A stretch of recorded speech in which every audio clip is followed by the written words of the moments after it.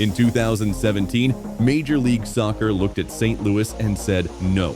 No to an expansion bid. No to the dream of a brand new stadium. No to a city that has lived and breathed sport for generations.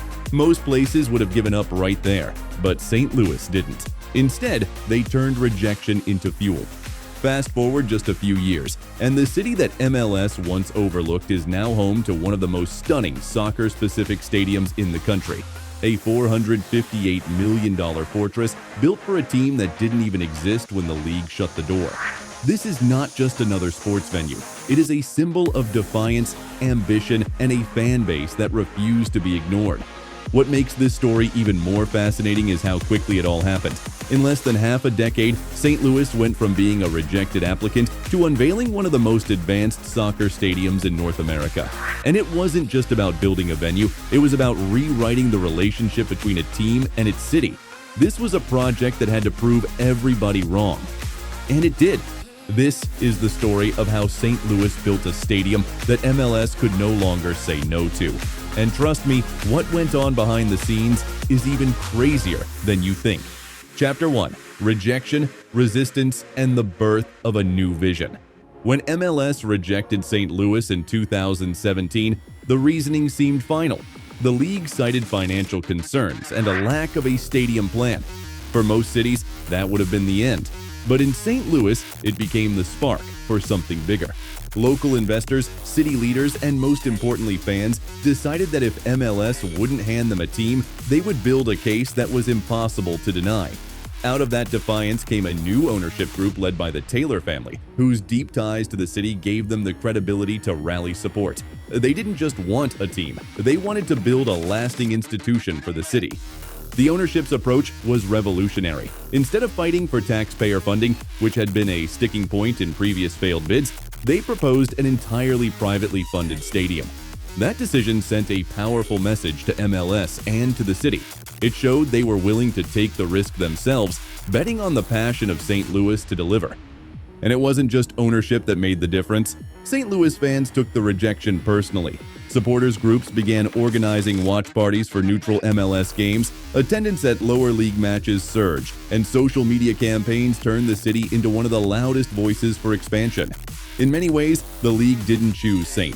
Louis, it was dragged into the city's relentless momentum. By 2019, when MLS finally reversed course and awarded St. Louis its long-awaited expansion slot, it was clear. This wasn't charity. This was the league admitting that St. Louis had done the impossible. They had built the foundation of a club before it even existed, and all that was left was to build the crown jewel, the stadium. Chapter 2: Building a $458 million cathedral for soccer. With the expansion bid secured, St. Louis wasted no time. The plan was bold: a $458 million soccer-specific stadium built right in the heart of downtown, adjacent to Union Station. This was a deliberate choice. Instead of hiding the stadium in an isolated district or surrounding it with oceans of parking lots, the ownership decided it had to be integrated directly into the fabric of the city. They wanted fans to be able to walk from their homes, bars, and restaurants straight into the gates. The stadium's design became an obsession. City Park was built to seat 22,000 fans, but the configuration is what sets it apart. Every seat is as close to the pitch as physically possible, creating an atmosphere that swallows visiting teams whole. The stands are steep and tight, a deliberate nod to European stadiums known for their intimidating atmospheres. The architects also knew how to weaponize sound. City Park's roof is a masterpiece of acoustic engineering. Covering every seat in the stadium, it traps the roar of the crowd and bounces it back down toward the field. During the club's first home match, decibel levels reached numbers usually reserved for NFL stadiums. Players described the sensation as if the entire city was breathing down their necks. But the most striking element might be the way City Park blends into downtown St. Louis. Rather than a walled-off fortress, the stadium has open facades that connect it visually and physically to its surroundings. You can see the city skyline from your seat, and when the sun sets, the stadium glows like a beacon in the heart of St. Louis. And if you think this stadium is just about looks, think again. Every part of City Park was designed with the future in mind. Expansion plans have already been built into its core structure, allowing the capacity to grow without major reconstruction. St. Louis didn't just build a stadium for today, they built one for decades of dominance. Stick around until the end because we're going to dive into one feature of this stadium that you won't find anywhere else in MLS, a hidden piece of technology that proves St. Louis didn't just build a home for soccer, they built the future.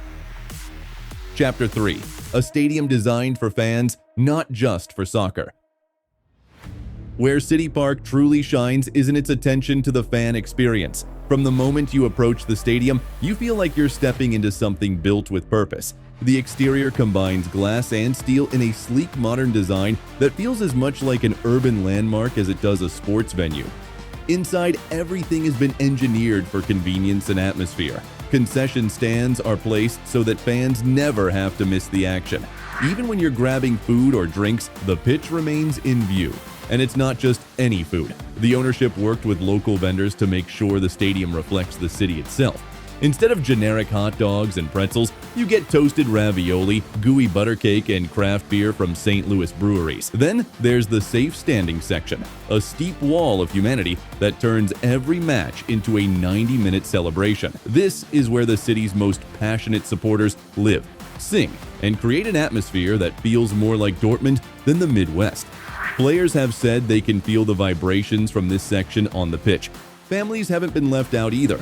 Dedicated family-friendly zones, interactive kids areas, and easy access points mean that City Park isn't just for hardcore supporters. It's designed for the next generation of fans who will grow up with this team. Even outside of match days, City Park has become a living part of the city. The plazas and public areas surrounding it are used for concerts, festivals, and community events, turning the stadium into a year-round destination. St. Louis didn't just build a place to watch soccer, they built a place for the city to come alive. Chapter 4: From Rejection to Blueprint for the Future. What makes St. Louis's story so extraordinary is how it flipped the script on American stadium building. By privately funding all $458 million of the project, the ownership proved that world-class stadiums don't have to rely on taxpayer bailouts. This wasn't just a business decision, it was a statement. The result has already made waves. Other MLS cities have begun studying the St. Louis model, looking at how private funding and smart urban integration can create stadiums that feel organic rather than imposed. Even NFL and MLB executives have toured City Park, examining its design and fan-first philosophy. And then there's the hidden crown jewel, the integrated training complex.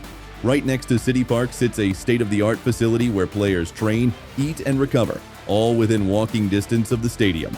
It creates a sense of unity where the club's heartbeat is always centered in one place.